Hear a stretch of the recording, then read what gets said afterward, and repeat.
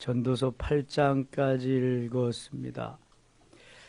전도서는 지혜자 솔로몬이 기록한 것입니다. 전도서의 주제가 인생의 헛됨입니다. 헛되고 헛되며 헛되고 헛되니 모든 것이 헛되도다. 그리스도가 없는 부요함, 그리스도가 없는 출세와 성공, 모든 잘 되는 것이 다 헛되다는 것입니다. 그리스도 안에서만이 행복은 가능하다고 하는 것을 전도서에서는 계속 강조하고 있습니다. 이것은 어떠한 철학적이나 또 문자적으로만 그런 것이 아니라 모든 것을 가져보고 누려보고 행해본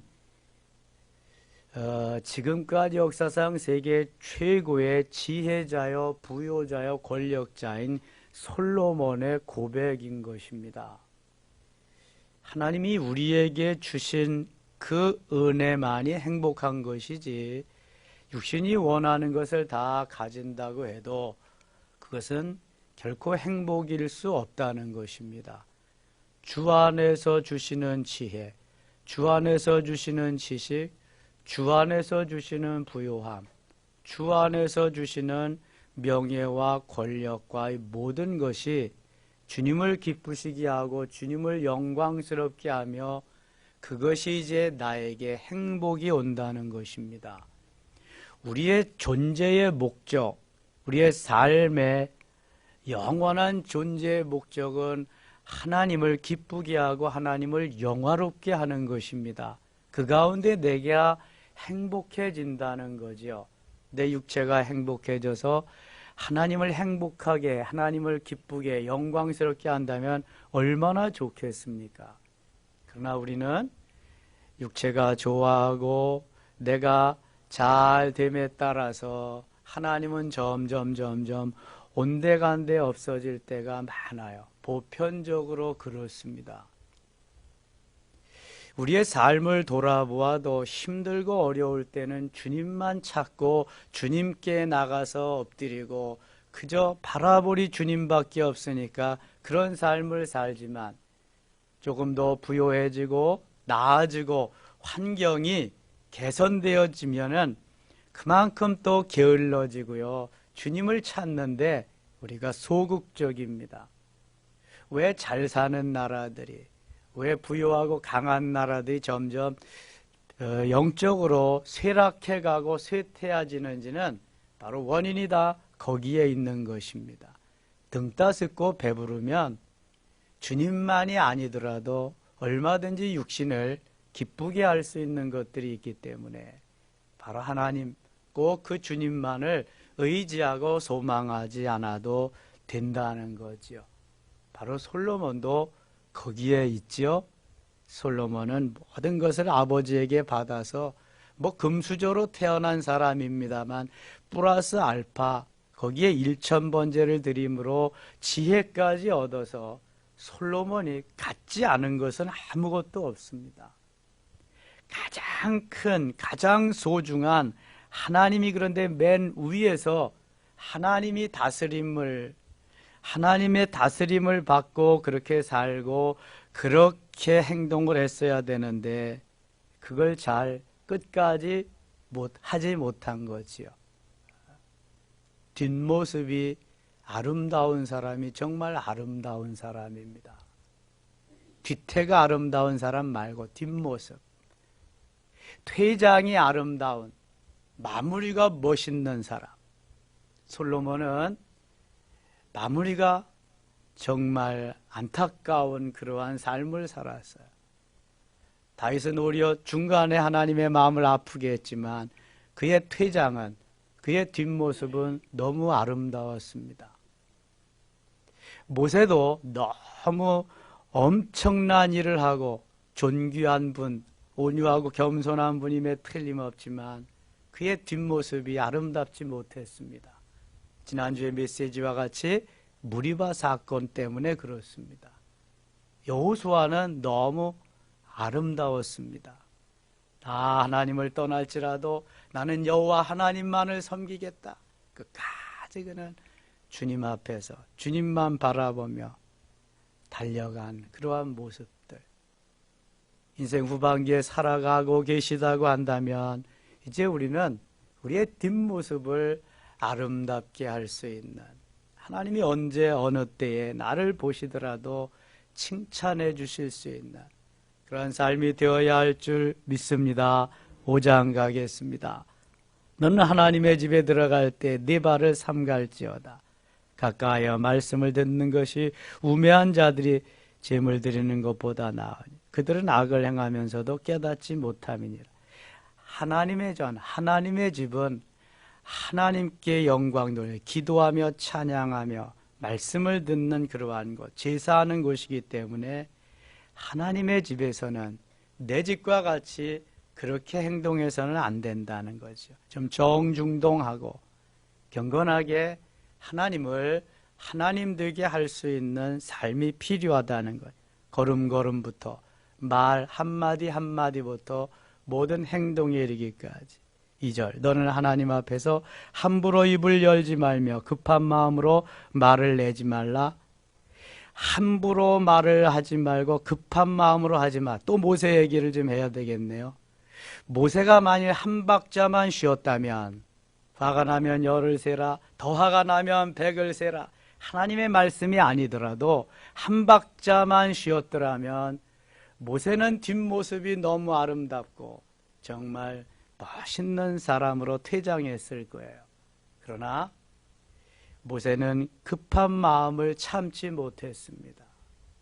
거기에서 그것이 다 표출되고 말았습니다. 화가 나서 열을 받아서 뚜껑이 열리는 것을 막을 수가 없었습니다. 여러분, 어느 길이, 어디까지 가는 길이 가장 가깝다고 생각하세요? 엎드려지면 코달 때가 가장 가깝죠. 그런데요, 내 마음에서 입까지는 엎드려져서 코달 때보다 더 가깝거든요. 여기에서 여기, 요거 뭐 얼마나 되겠어요? 요거 뭐 한 자도 안 되잖아요. 너무 가까운 데인데, 그 다음에 가장 먼 곳은 어디라고 생각하세요? 뭐 가장 먼 거 한번 생각해 보세요. 저는 영성 사역을 하면서 이런 말씀을 쭉 묵상하면서 가장 가까운 길은 어디일까? 가장 먼 길은 어디일까? 한번 생각해 봅니다.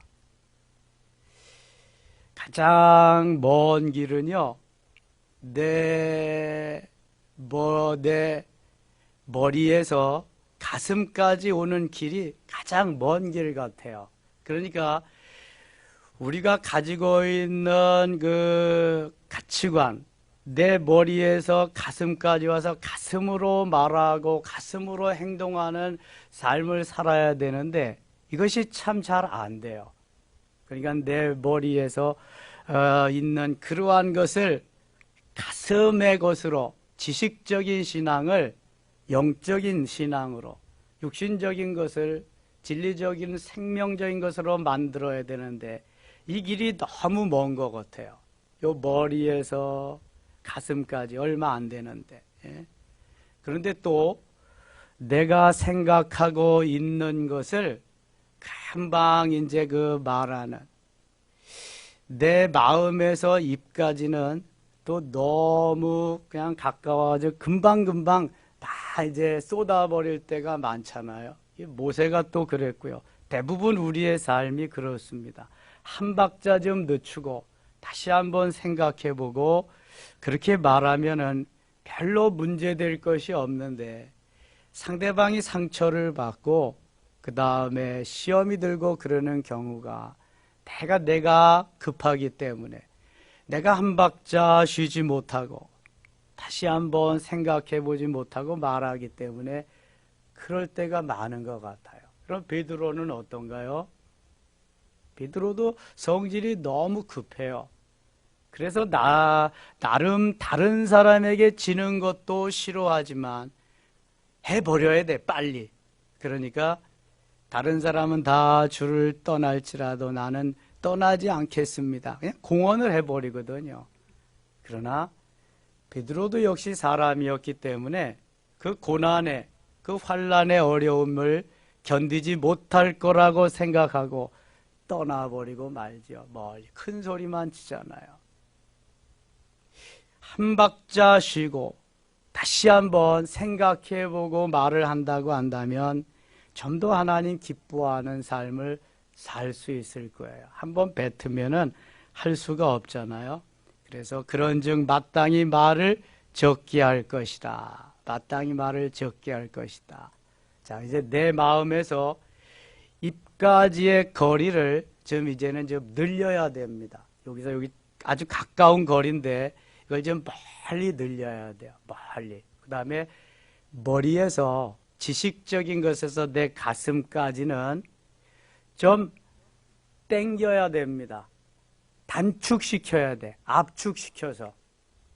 그래야지 지식적인 것이 내 삶에 내가 아는 것들이 정말 가슴에 이렇게 영적으로 뇌마로 여기에 잘 간직이 되어가지고 삶으로 살아갈 수 있는, 행동으로 옮겨질 수 있는 이러한 삶을 산다면 주님 너무 기뻐하실 것 같아요. 요셉과 같이. 요셉의 일생을 쭉 보면은요, 요셉은 흐트러진 삶이 하나도 없어요. 얼마나 온전하게 멋있게 그렇게 살아갔는지 몰라요. 하나님이 그래서 엄청나게 요셉에게 복을 주었죠. 형제들에게 한 지파 만을 주었는데 그에게는 두 지파씩 주고요. 3절 가겠습니다. 걱정이 많으면 꿈이 생기고 말이 많으면 우매한 자의 소리가 나타나니 말이 많으면 우매하게 말을 좀 적게 하다. 침묵은 금이고 웅변은 은이라는 그러한 말이 있잖아요. 가만히 있으면 되는데 너무 말을 많이 한다. 4절 내가 하나님께서 원하였거든 갚기를 더디하게 하지 말라. 하나님은 우매한 자들을 기뻐하지 아니하시나니 서원한 것을 갚아라. 혹시 서원을 한 것이 있으면 손해가 나도 갚아야 된다는 거예요. 서원하고 갚지 않는 것보다 서원하지 아니하는 것이 더 낫다. 서원하고 안 갚으면 이건 하나님을 마음 아프게 해드리는 거죠. 서원 안 하는 것이 낫지 서원한 것은 반드시 갚아야 된다. 7절입니다. 꿈이 많으면 헛된 일들이 많아지고 말이 많아도 그러하니 오직 너는 하나님을 경외할지어다. 하나님을 경외하고 말을 좀 적게 하고.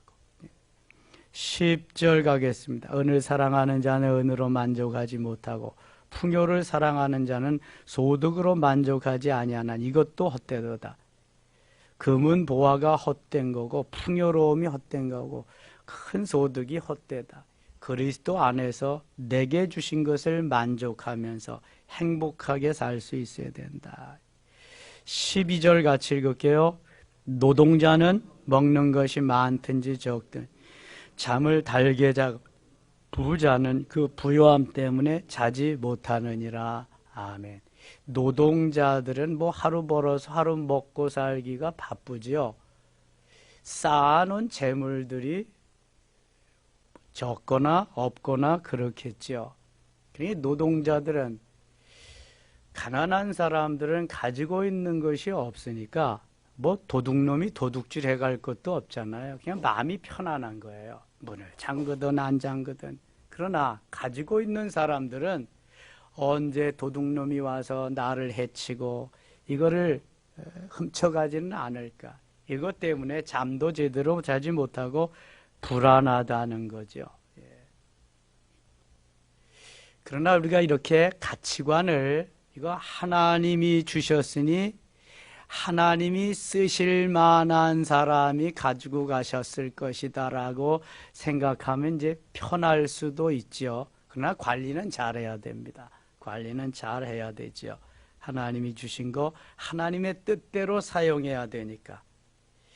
부자는 마음이 편치 않다는 것을 말씀하는 거예요. 이 부자는 관심이 그의 초점이 하나님께 있지 아니하고 늘 재물에 있기 때문에 그렇습니다. 그래서 많이 잠언에서 그걸 많이 말씀하잖아요. 부자로 불화하고 사는 것보다도 좀 가난해도 행복하게 그렇게 사는 게 좋다. 계속 그런 말씀하지 지혜자가. 15절 가겠습니다. 15절 같이 읽어요.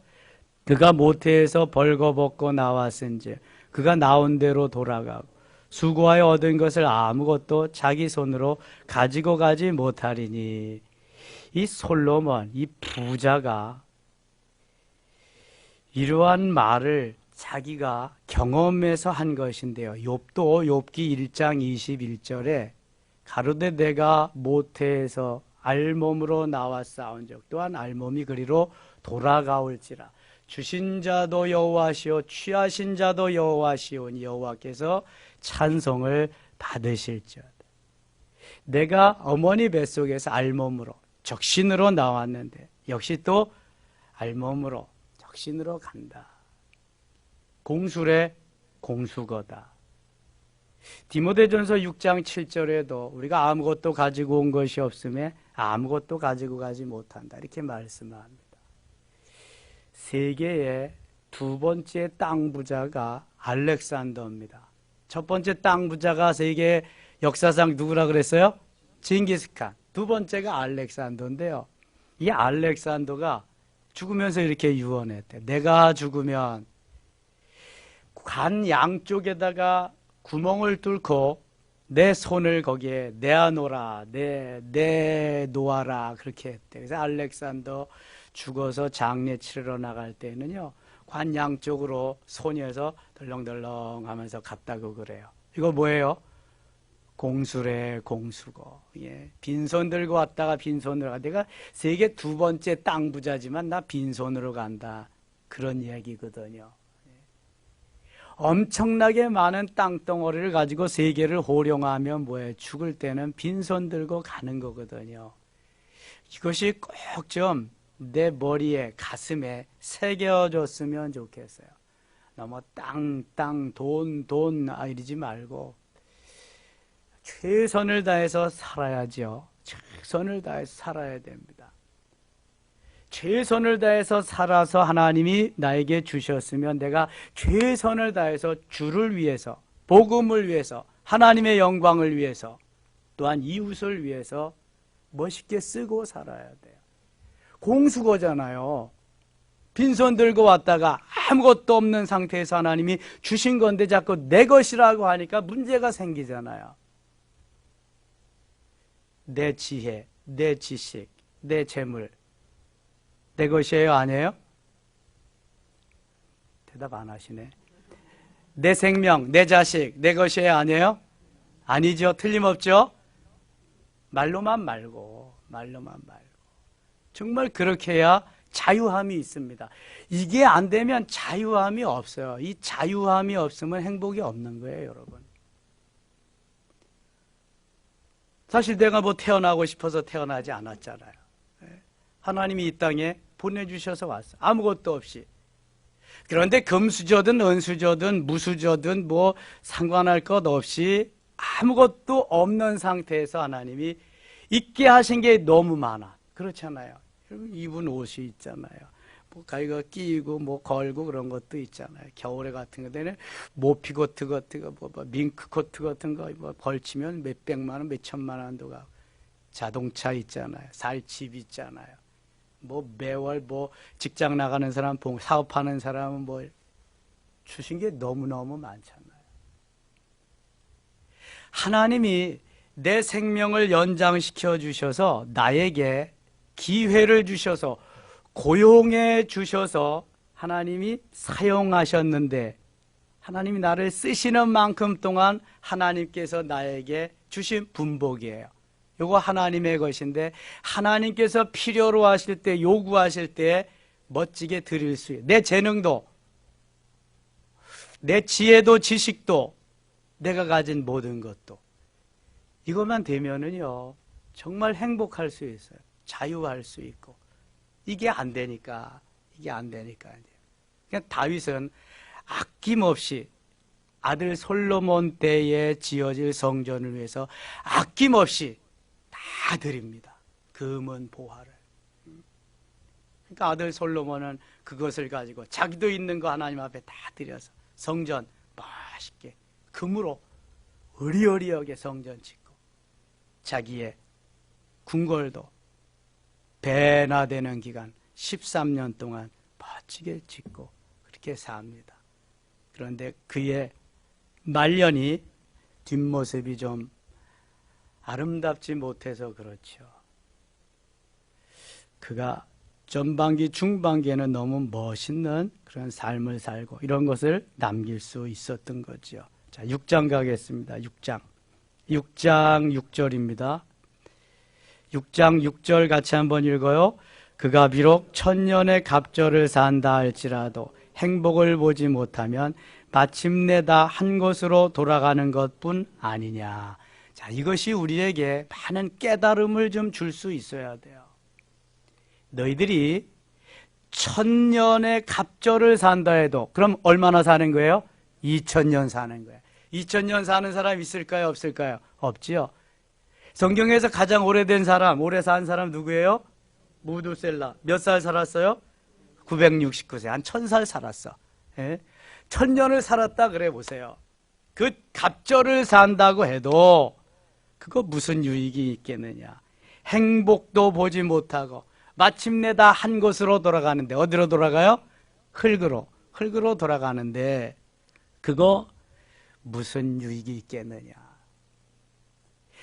단 몇 년을 살아도 주 안에서 주님이 주시는 것으로 만족하고 주님께 영광을 돌리는 하나님을 경외하며 하나님의 은혜 가운데서 행복한 삶이 진정한 행복한 삶이지 천년의 갑절을 그렇게 산다 그래도 그거 무슨 행복이 있느냐. 아무런 소용없다 그런 거잖아요. 이 솔로몬은 전도서에서 엄청난 부귀와 영광 모든 것을 다 가지고 해본 경험으로 이거 경험으로 말하는 거예요. 이게 뭐 가난한 사람이 말하면은 해보지 않고 말하는 사람이 너 해봤어? 가봤어? 그래. 예수 믿고 천국 가세요. 너 가봤냐? 그린다고요. 근데 솔로몬은 정말 다 가보고 해보고 경험해서 하는 거예요. 우러나오는 경험에서. 천년의 갑절을 산다고 해도 소용없어요, 여러분.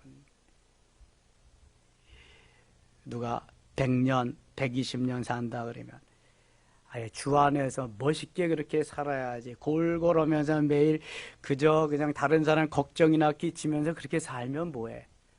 건강하게 움직일 수 있을 때 멋있게 살고 때가 되면 하나님 앞에 가는 게 죄송해요 어르신들. 아니 어르신이 되시면 연세가 되시면 그래도 또 좀 더 살고 싶으시대네. 제가 아직 젊어서 그런가 봐요. 근데 우리 양 권사님 고개를 흔드시는데 여러분 하나님 앞에 그렇게 기도하세요. 하나님 치매 걸리지 않게 하시고요. 제가 정말 움직이지 못해서 내 자녀들이 우리의 친척들이 나로 인해서 어려움 당하지 아니하도록 하나님 정말 움직일 수 있을 때 그렇게 멋있게 불러가세요. 너무 추울 때도 말고요. 더울 때도 말고요. 꽃피는 봄에 하나님 데이트하면서 가고 싶어요. 이 멋있게 좀 죽을 계획을 좀 세우시고 기도를 좀 하셔야 돼. 정말입니다. 그래 천년의 갑절을 살면 뭐 하겠어요. 이게 사는 의미가 없는 겁니다. 9절 가겠습니다. 9절 눈으로 보는 것이 마음으로 공상하는 것보다 나으니 이것도 헛되며 바람을 잡는 것이라다. 다 헛되다는 거예요. 7장 가겠습니다. 좋은 이름이 좋은 기름보다 낫고 죽는 날이 출생하는 날보다 나으며. 금방 나오네요. 좋은 이름은 좋은 이름을 가지는 게 좋다. 또 죽는 날이 출생하는 날보다 낫다. 출생하는 날은요 응애하면서 울면서 나오잖아. 아이고 고해와 같은 이 험난한 세상을 내가 어떻게 살아가냐. 내가 살아가기 위해서는 정말 열심히 그렇게 살아야 된다. 그래서 응애하면서 두 주먹을 불끈 쥐고 나온대잖아요. 손 펴고 나오는 애도 하나도 없대요. 딱 두 주먹을 딱 불끈 쥐고 이 험난한 세상을 이기면서 살아야 된다 하면서 딱 그렇게 나온대잖아요. 근데 돌아가실 때는 두 주먹 불끈 쥐고 내가 이 험난한 세상에서 다 살았으니 내가 그것은 또 어떻게 살기, 이런 사람 없잖아요. 야, 천사가 부르신다. 주님 신랑 나는 신부 영원한 그 나라에서 너무 좋다. 그냥 쫙. 그래서 김한란 박사 같은 분은 내가 죽으면 장성국을 부르지 마라. 내가 이 신랑 되시는 예수님 만나서 혼인식장에 참여하는 시간인데 할렐루야를 불러라. 그래서 갔다 그러죠. 얼마나 멋있어요. 그러니까 출생하는 날보다 죽는 날이 더 나은 거예요. 죽는 날이 출생하는 날보다 더 낫다. 자, 우리가 더 나은 날을 소망하면서 가는 삶이 행복자인 줄 믿습니다. 이스라엘이여 너는 행복한 사람이로다. 그냥 말한 게 아니거든요. 예수 그리스도로 인해서 하나님 자녀된 하나님의 백성들이 행복한 사람이에요. 주님 신랑 나는 신부 되는 그 순간 더 행복한 사람이죠. 그게 죽는 날이잖아요. 얼마나 기대돼요. 얼마나 멋지냐고요. 이러한 설레임이 있어야 돼. 그럼 결코 여러분 안 죽으려고 뭐 더 살려고 그러지 않습니다. 멋있게 살려고 그러는 거지. 멋있게. 신랑 되시는 주님 맞기 위해서 신부단장 잘하고 멋있게. 이게 정말 행복한 삶은 아니겠습니까? 초상집에 가는 것이 잔치집에 가는 것보다 나아요. 그래서 초상집에 가는 거예요. 인생의 의미를 다시 한번 깨닫고 옷깃을 여미면서 아, 내가 어떻게 살아야 될 것인가. 4절입니다. 지혜자의 마음은 초상집에 있으되 우매한 자의 마음은 혼인집에. 계속 그거 말씀하네요. 어리석은 사람은 혼인집에 가는 게 좋고 지혜자는 초상집에 가는 게 좋다. 7절입니다. 탐욕이 지혜자를 우매하게 하고 뇌물이 사람의 명철을 망하게 하고. 뇌물은 절대로 줘도 안 되고 받아도 안 돼요. 탐욕이 지혜자를 우매하게 한다. 이 욕심과 욕망이 지혜를 다 흡수해버려서 어리석게 만드는 거예요. 8절 일의 끝이 시작보다 낫고 참는 마음이 교만한 마음보다 나은. 일의 끝이 시작보다 낫다. 잘 마무리하라는 거예요. 인생의 마무리도 잘해야 되지만 일의 마무리도 잘해야 돼. 제가 뭐 40여 년 가까이 목회했어요. 보면은요, 연초에는 정말 그냥 열심히 다 세상이 어떻게 되는 거 열심히. 이게 점점 식어져 갑니다. 중반쯤 요쯤 되면 식어져. 연말에 가면은 그 마음이 다 해에 없어져 버려. 그러면 안 돼. 점점 더 멋있게 잘할 수 있어야지. 내가 하고 싶을 때 하고 기분 나쁘다고 안 하고 기분 감정에 이끌려가는 사람은 아직도 어린애야, 어린애. 일의 끝이 시작보다 나. 유종의 미를 거둘 수 있어야 돼. 내가 시작했다. 하나님이 시작하게 하셨는데 내가 마무리한다. 하나님이 마무리도 하게 하신다. 이 마음이 있어야 돼, 이 마음이. 이게 내 일이 아니잖아. 주의 일인데 그럼 누가 하라고? 바보지, 멍청이지 이거는. 그래서 솔로몬은 모든 것을 다 경험했기 때문에 이것을 이렇게 우리에게 전하고 있어요. 참는 마음이 교만한 마음이다. 급한 마음으로 노를 바라지 말라. 노는 우매한 자들의 몸에 품에 머무릅니다. 잠언에서 하신 말씀을 선두세도 계속 말씀하네요. 13절 14절 같이 읽겠습니다. 하나님께서 행하시는 일을 보라. 하나님께서 굽게 하신 것을 누가 능히 곧게 하겠느냐. 형통한 날에는 기뻐하고 곤고한 날에는 되돌아보아라. 이 두 가지를 하나님의 병행하게 하사 사람이 그의 장래일을 능히 헤아려 알지 못하게 하심이니라. 아멘. 굳은 날과 맑은 날은 공존합니다. 비 오는 날과 햇빛이 쨍쨍 나는 날도 공존하는 겁니다. 아플 때가 있고 건강할 때가 있습니다. 전도서 3장에 때, 14쌍의 때가 나오잖아요. 이게 항상 병행하게 하셨지 한쪽만 가게 하시지 않았습니다. 명암은 항상 있어요. 어두운 데가 있어요. 밝은 데가 있고요. 어두움은 빛이 들어가면 또 밝게 되지요. 그래서 왜 하나님이 이렇게 하셨느냐? 형통한 날에는 좀 기뻐하며 살아라. 그 다음에 곤고한 날에는 좀 되돌아보라. 전에 성경은 생각해보아라 그러겠어요. 내가 왜 이렇게 지금 답답하고 일이 잘 안 될까 생각해보면서 기도하는 시간을 좀 가져야지. 자기의 뒤를 좀 돌아보는 시간을 좀 가져라 그런 말이잖아요. 형통케 하셨으면 기뻐하고 감사하고 하나님께 영광을 돌리고, 하나님이 병행하게 하셨다. 사람으로 그의 장래일을 등이 헤아려 알지 못하게 하시기 위해서 그랬다.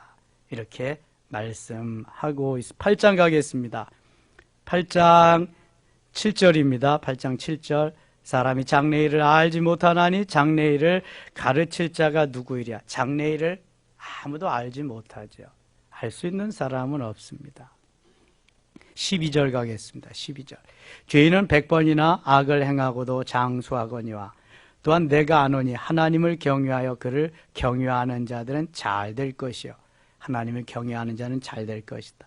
악인은 잘 되지 못하며 장수하지 못하고 그날이 그림자와 같으리니 이는 하나님을 경외하지 아니함이니. 하나님의 초점은, 하나님의 관심은 악인들에게 있지 않아요. 선인들, 하나님의 백성들에게 있다는 것을 늘 기억하시면 좋겠습니다. 17절 읽고 마칠게요. 17절입니다.